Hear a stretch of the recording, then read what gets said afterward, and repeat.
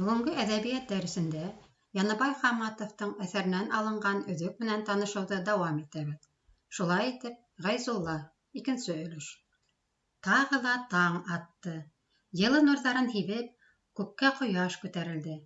Яңыраҡ ҡына приисканан әйләнеп ҡайтҡан Штейгер, Хәйретдин малай Ғайзулланың алтынға бай урын табыуы тураһындағы хәбәрҙе ишетеп, ни эшләргә белмәне.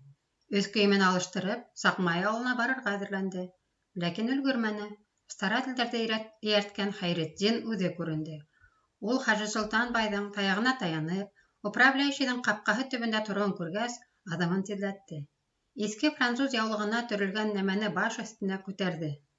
«Хазина таптым! Хазина!» Хәйретдиндең һүҙен эйәреп килгән һары кейемдәге старателдәр ҙә күтәреп алдылар. «Хазина! Хазина!» Старателдәрҙең тауыштарына балағандарҙан йүгерешеп сыҡҡан бала-сағалар, яулыҡ бөркәнгән ҡатындар һәм ирҙәр эштең ниҙә торғанын төшөнөп етмәйенсә ҡушылып ҡысҡырыштылар. «Хазина!» Тауыш күтәреп яҡынлашҡан халыҡҡа һыр бирмәҫкә тырышып, бай яһалма асыулы тауыш менән ҡысҡырҙы. «Нимәһенә ғауға күтәрәһегеҙ? 1 тәңкәлек алтынға 100 тәңкәлек тауыш!» Бай ысынлап ҡыҙа башланы. «Эш бөткәнме һеҙгә? Марш эшегеҙгә!» Яртышар сынаяҡ булһа ла әсе зәмзәм һыуын өмөт итеп килгән старателдәр, байға 10 аҙым самаһы ҡалғас, шып туҡтанылар.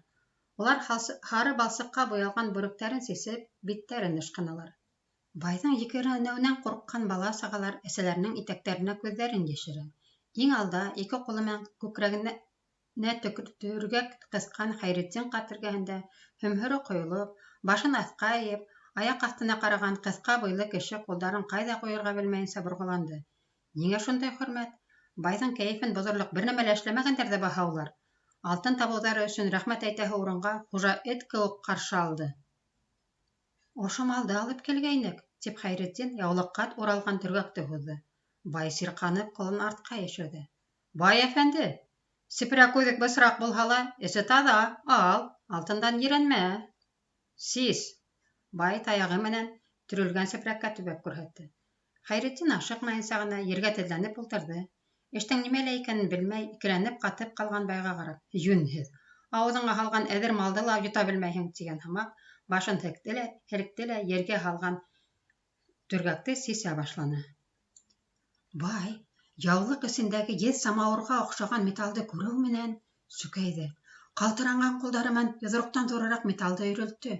Тешенә тейҙереп ҡараны. Шунан һуң металды бысраҡ яулыҡҡа ураны ла, берәйһе тартып алып ҡуймаһын тигән һымаҡ ҡуйынына тыҡты. Ул сырайын һатҡан Хәйретдингә боролдо. Һорғолт күҙҙәрен тағы ла нығыраҡ аҡайтты. Хәйретдингә ни тип әйтергә белмәйенсә, ҡуйынындағы металды ҡулдары менән ҡапшай-ҡапшай һүҙһеҙ ҡалды. Әле генә бойоғоп торған старателдәр батырая төштөләр. Ҡыҙыҡлыҡ кәмит күрергә тырышҡандай, улар бер-береһен төртөп, алға ынтылдылар. «Һай, ҡайһылай йәтеш! Бай кеше лә алтынға үлеп барыр икән!» Хәйретдин ҡарт килеп ингәндә, Хажи Солтан бай үҙ бүлмәһендә управляющийға нимә тураһындалыр бойороҡ бирә ине. Бай уны күргәс, управляющийға китергә ымланы ла ҡулы менән ултырғысҡа күрһәтте. Хәйретдин һарыға буялған таҙа иҙән буйлап үтергә ҡыйманы. Бысраҡ сабатаны сапылдатып үтеүе әллә нисек тойолдо. Ҡолаҡсын бүркен ҡулына тотоп, ишек яҡтауына һөйәлде. Ул йомшаҡ күн менән ҡапланған креслолар, ултырғыстар, төрлө приборҙар торған, өҫтәл һәм келәмдәр менән йыһазландырылған бүлмәне тәүге тапҡыр күрә. Һәр ваҡыт бысраҡтан башҡаны күрмәгән кешегә бәләкәй генә бүлмә ожмаҡҡа оҡшаған донъяны хәтерләтә. Ундай келәмдән үтеү түгел, ишек төбөндә баҫып тороуы ла үкенгән һымаҡ, Хәйретдин башын сайҡаны. «Миңә турбашҡа үтергә ярамай, сабатан бысраҡ». «Үт, бысранһа ни, йыуырҙар, ана йомшаҡ креслоға ултыр». «Юҡ, мин китәйем әле. Балам ауырый, әбей ҙә көтә торғандыр. Киткәнгә хәтһеҙ ваҡыт үтте, йомошоңдо ғына әйт тә». «Мин һине оҙаҡ тотмам». Бай мөмкин тиклем яғымлыраҡ булырға тырышты. «Әҙерәк ултырып ял итеп ал. Мосолман кешегә аяҡ өҫтө тороп һөйләшеү гонаһ. Сәй эсербеҙ, хәҙер самауыр килтерерҙәр. Мин дә сәй эсергә яратам. Хәйер, мосолмандарҙың кем сәй яратмай икән?» Хәйретдин урынынан ҡуҙғалырға ла ҡурҡып, күҙҙәрен өҫтәлдәге ҡағыҙҙарға текәгән көйө байҙың һүҙҙәрен ирекһеҙҙән тыңлап тороуын дауам итте. Бай ашыҡмайынса ғына өгөт һүҙе һөйләй. Ул арамда екеренгән кеүек ҡысҡырмай ҙа, ҡалтыранмай ҙа. Әйтерһең, Өҫтәл артына бөтөнләй икенсе кешене ултыртҡандар. Тик уның кәзә һаҡалы, хәйләкәр күҙҙәре, мискә кеүек йыуан ҡорһағы ғына үҙгәрмәгән. Хәйретдин сабатаһының үксәләренә баҫа-баҫа өҫтәл эргәһендәге ултырғысҡа ҡыйыуһыҙ ғына йүнәлде. Иҙәнгә түшәлгән келәмгә баҫмаҫҡа тырышып, уның бер ситен ҡайырып һалды, ултырғыстың да ситенә генә ултырҙы. Араҡы эсеүҙән күңеле йомшарған Хәйретдин, күҙ йәштәре сал ингән һаҡалы буйлап өҫтәлгә тамдылар. Ул шул ваҡытта бик ҡарт кешегә оҡшаны, әйтерһең, араҡы урынына ҡартайта торғандары үҫкән. Бәке менән таҙа итеп ҡырылған таҡыр башын алға һалындырҙы, тиргә һеңгән маңлайы, һырлы ҡара кәпәсе киндер ыштан кейгән тубыҡтарынан шыуып төштө. Тишек сабатаһының йүкә буркалары сиселеп тағатылдылар. Һары балсыҡҡа мансылған киндер сылғауы һүтелгән, иҙеүе асылған.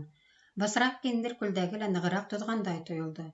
Елгә, бысраҡ һалҡын һыуға ярылып, ҡатып бөткән ҡулдары ҡалтырай ине. Ул ямау өҫтөнә ямау һалынған күлдәгенең итәгенә ҡабаланмай ғына тызылдатып танауын һөртө. Туғбығынан иҙәнгә шыуып төшкән кәпәсен башына кейҙе лә байға күтәрелеп ҡараны. Мин алтынға төкөрәм. Беҙҙең кеүек ярлы ябағаға табылған ҙур алтын килешмәй.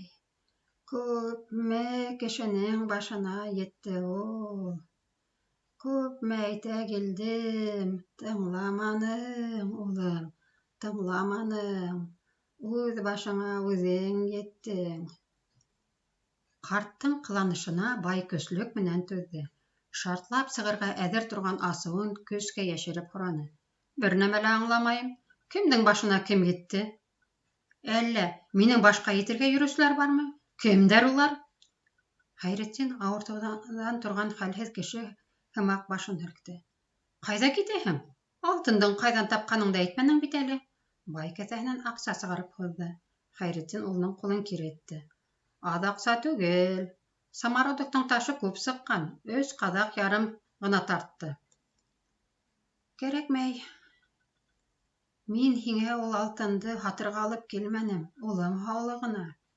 Иҫке ғөрөф-ғәҙәткә ныҡ ышанған Хәйретдин аҡсаны аҙ биргән өсөн генә түгел, ә алтын эйәһе үлем алдында ятҡан улын үлтереүҙән ҡурҡҡан өсөн алманы. Мин алтын һатманым. Алтын эйәһе ишетһен өсөн ул һүҙен икенсе тапҡыр ҡабатланы. Алтын минеке түгел, байҙыҡы. Алтынды мин һатманым. Миңә аҡса кәрәкмәй. Таҙа келәмгә, иҙәнгә иғтибар итмәйенсә Хәйретдин тыңламаған аяҡтарын көслөк менән һөйрәп ишеккә йүнәлде. Бай уның алдына сыҡты. Аҙ ғына туҡтале. Һиңә тағын нимә кәрәк? Алтынды ҡайҙан тапҡандың? Тәүҙә шуны әйт. Ниндәй алтынды? Миңә биргән алтынды? Белмәйем. Мин уны тапманым.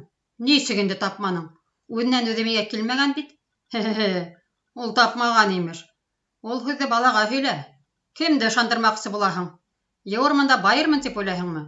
Һинеңсә булмаясаҡ. Байҙың был һүҙҙәренән Хәйретдин үҙен айнаған кеүек һиҙҙе. Алтынды байға килтереп ҙур хата эшләүенә тәү тапҡыр үкенде. Алтындың ҡайҙан табылыуы тураһында әйтһә, бәлә артынан бәлә көт тә тор инде. Тау эйәһе үҙенекен итәсәк. Кисә төшөмә ут булып күренгән нәмә, тау эйәһе, асыу тотоуын белгерткән икән. Мин уны аңламағанмын. Ҙур алтынды ташлау урынына байға алып килдем. Хәҙер булғаны булған. Алтынды улым табыуы тураһында әйтмәҫкә. Белмәгәндең беләге тыныс. Әйтһәм, тау эйәһе улымды ғына түгел, зат ырыуымды ҡотортасаҡ, тип уйланы ул. Ярай, мин ҡайтайым инде. Хәйретдин ҡулын һуҙҙы. Бай, үҙенә һуҙылған ҡулды күрмәмешкә һалышып, өҫтәл өҫтөндәге китаптың биттәрен ысҡылай башланы. Хөрмәтле уҡыусылар, һеҙ яҙыусы Яныбай Хамматовтың «Бөртөкләп йыйыла алтын» романынан алынған «Ғәйзулла» тигән өҙөк тыңланығыҙ. Был әҫәр боронғо башҡорт ауылдарында йәшәгән халыҡтың ауыр яҙмышы, башҡорт старателдәренең көн күреше тураһында тасуирлай. Бында иҫке ғөрөф-ғәҙәттәргә бер нисә миҫал килтерелә. Бына шуларҙың бер нисәүһе. Бында төшкә ышаналар. Кисә төшөмдә ут күренде, ти Ғәйзулланың атаһы.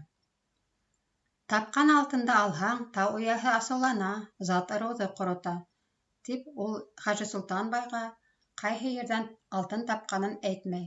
Унан алда ул Ғайзулла алтынды тапҡан ваҡытта уҡ алтынды урынына алып барып һал, тау эйәһе асыуланмаһын, зат ырыуыбыҙға зыян килтермәһен, тип иҫкәрткән була. Әҫәрҙә хәҙерге башҡорт теленең актив һүҙлегенән төшөп ҡалған бер нисә үрнәк бар. Шуларҙың ҡайһы берҙәрен ҡарап китәйек. Мәҫәлән, штейгер тигән һүҙ осрай. Ул тау эштәрен күҙәтеп тороусы кеше. Старатель. Алтын йыуыусы кешеләрҙе шулай итеп атайҙар. Алтын табып, алтын йыуған кешеләрҙе. Киндер күлдәк. Киндер ятарма һабағынан эшләнгән туҡыма күлдәк. Самородок. Табылған алтын. Таранса. Ҡарағай ағасын шына ярҙамында ярып эшләнгән таҡта. Геройҙарға ҡылыҡ-һырлама биреп китәйек. Хәйретдин. Бер ҡатлы кеше. Сөнки байға алтынды бушлай бирә. Йомшаҡ күңелле. Хажы Солтанбайҙарҙа һыйланғанда, ғүмерен уйлап күҙенән йәш тама. Һүҙәндә тора белеүсән. Хажы Солтанбай күпме генә һорамаһын, алтынды ҡайһы ерҙән тапҡанын барыбер әйтмәй. Хажы Солтанбайға килгәндә, ул уҫал кеше. Алтын алып килгән старателдәргә ҡысҡырына, екеренә. Шул уҡ ваҡытта ул хәйләкәр ҙә. Хәйретдиндән алтынды ҡайҙан алғанын белер өсөн йомшаҡ һөйләшә. Үсле.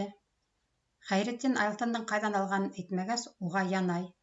Барыбер һинеңсә булмаясаҡ, тип ҡысҡырына.